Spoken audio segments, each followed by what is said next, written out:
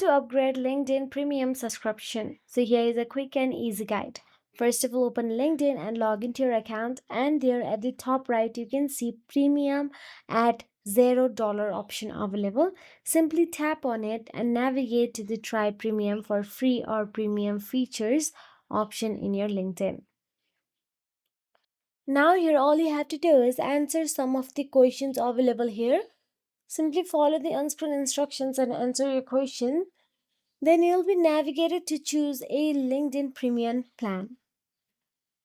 You will get to see options like Career, Business, Sales Navigator, Recruiter Lite. You can simply choose any from there and tap on the Start Premium for $0 option and start my free trial or subscribe.